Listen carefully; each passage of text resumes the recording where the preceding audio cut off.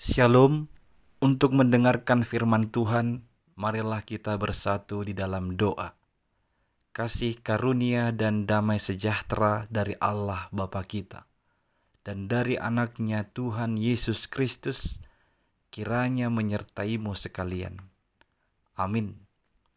Ayat harian untuk kita pada hari Sabtu, 9 November 2024. Tertulis di dalam kitab Mazmur pasal 31 ayat 23. Aku menyangka dalam kebingunganku, aku telah terbuang dari hadapan matamu.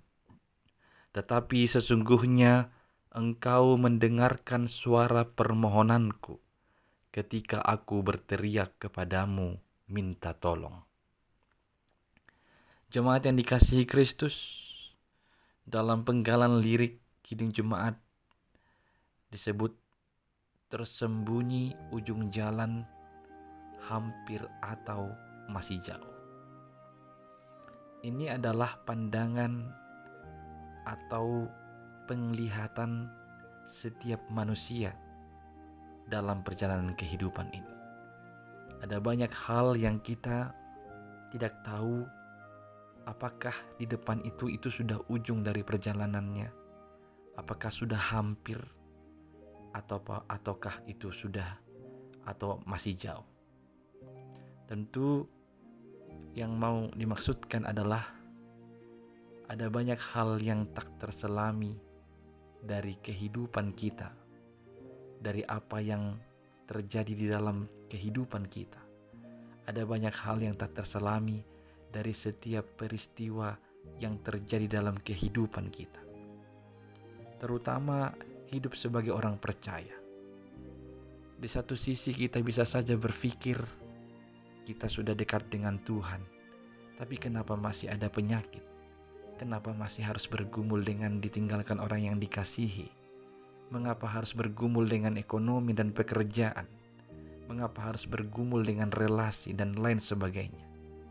Itu mungkin bisa membuat kita berada dalam kebingungan. Ini bagaimana? Apakah Tuhan tidak mendengarkan setiap seruan kita? Atau apakah Tuhan sudah menjauh dari kita? Pertanyaan-pertanyaan yang sama, itulah yang digambarkan dalam kesaksian pemazmur di ayat 23 pasal 31 ini. Menghadapi pergumulan, desakan dari musuh-musuh, orang-orang yang bersepakat hendak berbuat jahat kepadanya, bahkan berusaha untuk melenyapkan dia supaya namanya tidak dikenang lagi di dunia ini.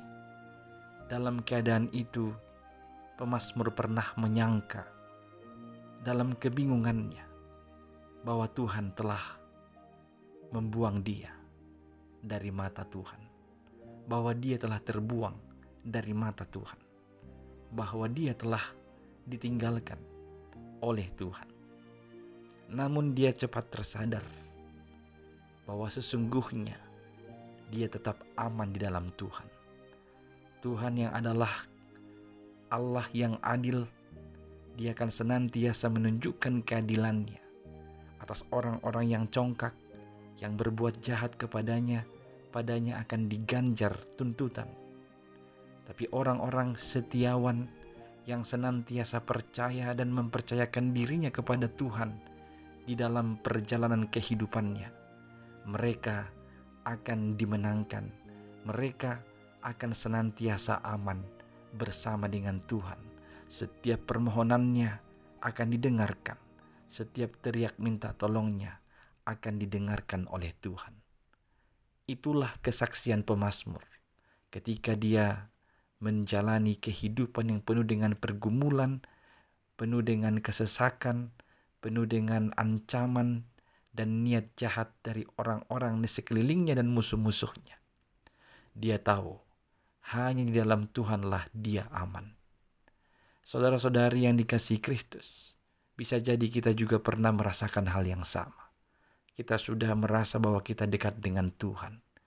Kita benar-benar menjalani kehidupan sesuai dengan kehendak Tuhan. Namun kehidupan kita dilanda masalah. Tubuh kita kena penyakit.